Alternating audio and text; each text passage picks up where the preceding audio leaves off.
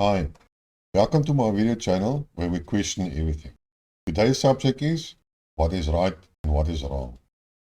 The topic of this video is as important as my previous video, and all future videos must be viewed in context of what I'm saying in these two videos.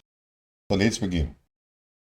To start off, I do not believe there is anything such as being right or being wrong. It's a relative concept. The world is a complex environment with multiple dimensions. What is right and what is wrong are a set of rules that was established in order to ensure that a specific society functions and can live in harmony. If there was no rule such as you may not kill your neighbor, then we would all have lived in fear and constant defensive attitudes and mistrust. Hence the reason for such a rule or a concept, etc. Nowadays, unfortunately, these rules or concepts have been hijacked for personal and political self-interest, and new rules have now been introduced to control the people of the world. You know, George Orwell's books 1984 comes to mind.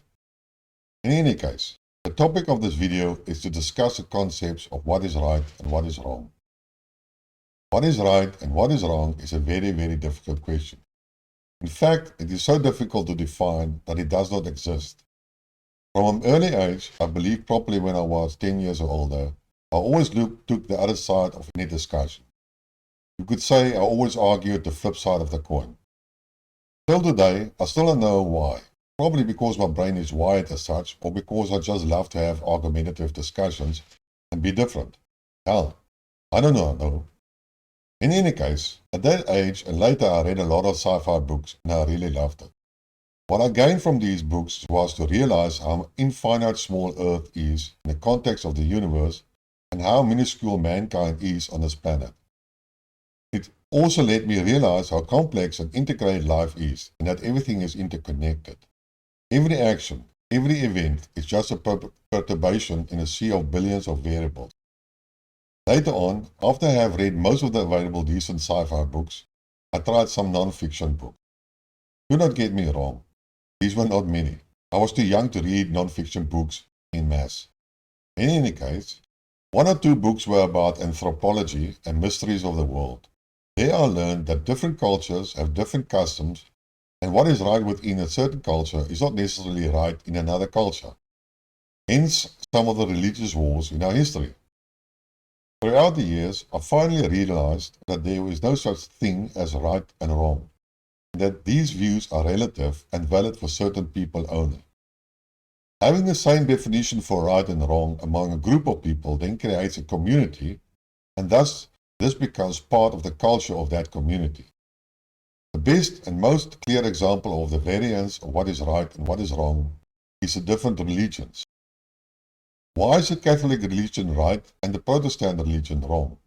Why is Christianity right and the Muslim religion wrong? Why is Hinduism right and Christianity is wrong? Are most of us not belong to a religion in which we were born and that is the same as our parents? Why do some people support abortion but abhor and refuse the death penalty and vice versa? Why do some people support democracy and capitalism and others support communism? And I can go on and on and on. The answer is actually very simple and easy. There are actually three things that determines what is right and what is wrong. First one, culture makes a difference. We grow up in a certain culture and hence we are taught from birth by our parents and community members what is right and what is wrong. The definitions of what is right and what is wrong ultimately determines and represent the rules by which our culture operates and functions. Without these definitions, these communities will not have been able to live in harmony and will result in anarchy. These rules and definitions have been developed over centuries and is the main reason why they differ from one culture to another. We are actually indoctrinated from a very young age. It is only when we become older and develop strong opinions and thoughts, the few of us that do, that we start to question our existing beliefs and the cultural set of rules. We start to question what is right and what is wrong and develop either conservative, moderate, or liberal viewpoints.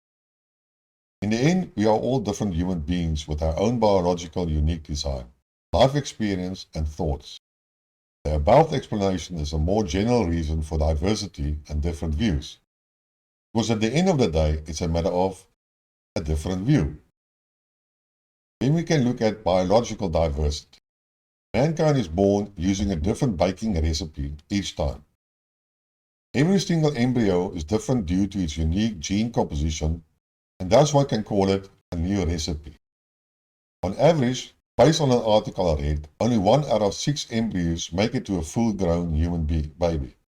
The other 5 are disposed of by natural processes and miscarriages, and that is why we are all different biologically.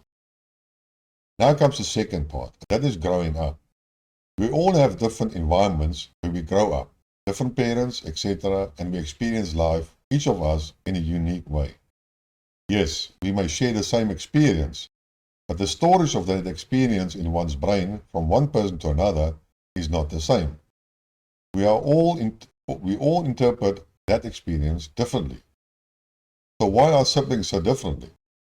Now, consider the combination of your genes, the difference in the development of your physical brain and neural capability, your unique interpretation of your life experience, the formal education you got, the influence of your parents and culture, the effect that media has on you, etc., and etc., and a picture evolves that clearly shows that each person is a unique character. So what goes for right for one person does not necessarily be the same for another person. Are there not different opinions between people, different political parties, different churches, different cars, etc.? That is our biological difference. Even strong taboos, such as murder and theft, cannot be classified as being wrong nor right. In a documentary of Afghanistan, I saw that some men had homosexual relations with boys or young male prostitutes.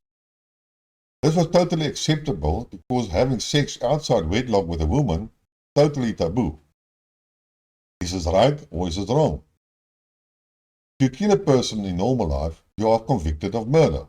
However, even court sentences differ because different conditions were applicable when the murder was committed. How about if a soldier kills another person in a military conflict? Is that not also murder? Definitely yes, especially if it's an innocent civilian. However, it is sanctioned by the government and thus illegal. The whole argument of collateral damage is grossly flawed and just an excuse. By the way, read up about any war, how many civilians died and how many soldiers died, and I mean in any war.